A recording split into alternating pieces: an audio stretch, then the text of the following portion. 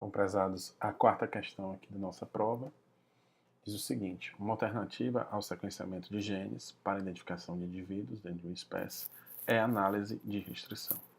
Essa metodologia consiste em digerir o DNA de cada indivíduo com uma enzima de restrição e depois comparar o perfil eletroforético de bandas em gel de agarose, como pode ser observado no exemplo abaixo. Então aqui tem a figura 1, né, que é a primeira figura da nossa questão, que diz perfil eletroforético de amostra de DNA após a digestão com enzima ISMA1. Veja, aqui o que foi que eu fiz? Eu peguei essas quantas? 8 amostras de DNA e tratei com a enzima ISMA1. Então a enzima de restrição ISMA1, ela reconhece uma sequência particular e cliva o DNA nessa sequência particular. Então, quantos mais próximos forem os indivíduos, eu tenho o mesmo perfil de banda.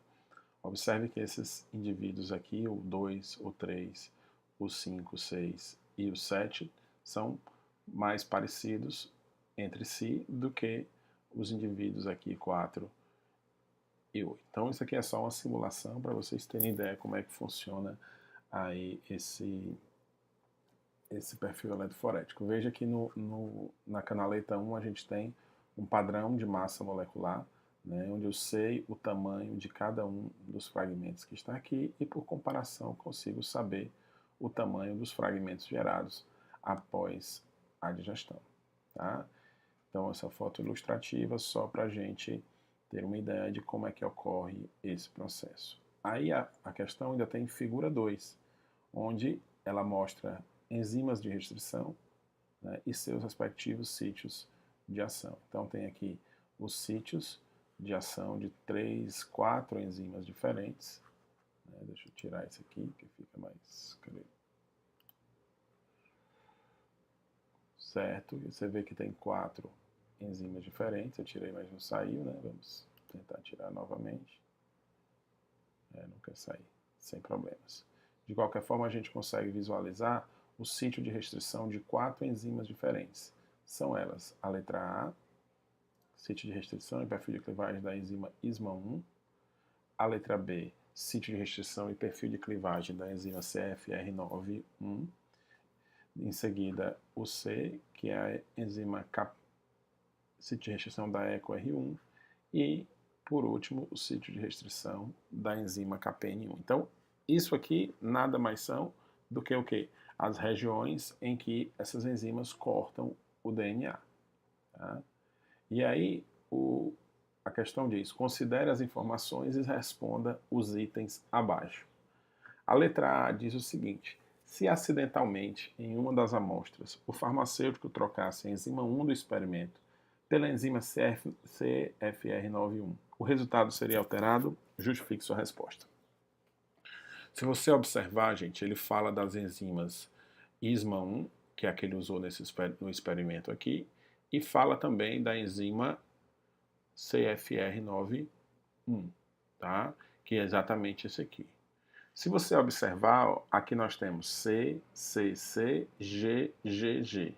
E aqui nós temos C, C, C, G, G, G. O sítio de restrição, gente, é o mesmo, ou seja, as enzimas reconhecem a mesma sequência de DNA. Se elas reconhecem a mesma sequência de DNA, elas vão cortar o DNA nos mesmos lugares. Portanto, elas vão gerar fragmentos iguais quando você trata de um mesmo indivíduo. Então, prática, né, em atividade prática, não teria influência alguma você trocar essas enzimas. Por quê? Porque elas reconhecem o mesmo lugar. Qual que é a diferença delas? Uma gera extremidade blunt, que a gente chama, ou ponta cega, e a outra extremidade coesiva, né?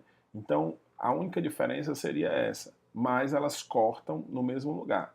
Professor, e se eu quisesse cortar um fragmento com uma e com a outra e ligar? Liga? Não, não liga. Porque embora a sequência seja a mesma, a sequência de reconhecimento seja a mesma, elas geram extremidades diferentes.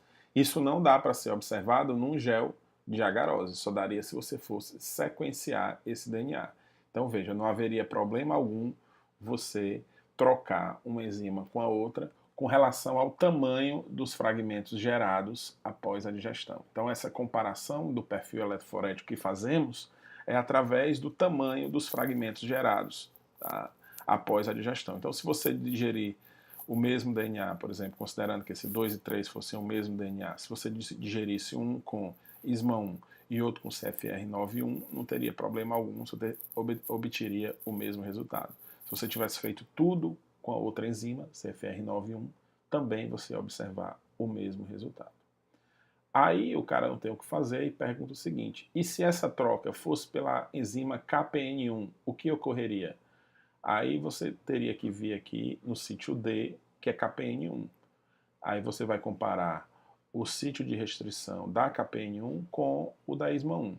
Se você observar, a KPN1 corta GGT ACC. Então, o sítio de restrição da KPN1 é GGT-ACC. Qualquer outra sequência, ela não reconhece.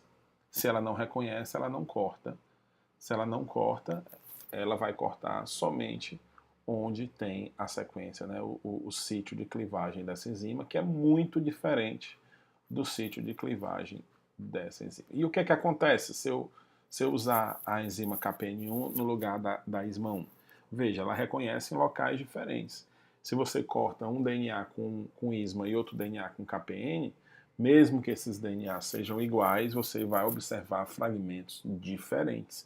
Por que fragmentos diferentes? De tamanhos diferentes, na verdade. Por quê? Porque elas vão reconhecer sequências diferentes. Tá? Então vão cortar o DNA em locais diferentes entre si. Então você vai ter um mesmo DNA apresentando aqui, depois da digestão, perfil eletroforético distinto, tá? O que causaria uma confusão, né? Você não conseguiria identificar ou mesmo comparar de forma correta um indivíduo com o outro, tá joia? Então, respondida a letra B da quarta questão, né? Letra A, sem problemas, e a letra B não funcionaria, porque cortaria em locais diferentes e geraria fragmentos de tamanhos distintos para o mesmo DNA.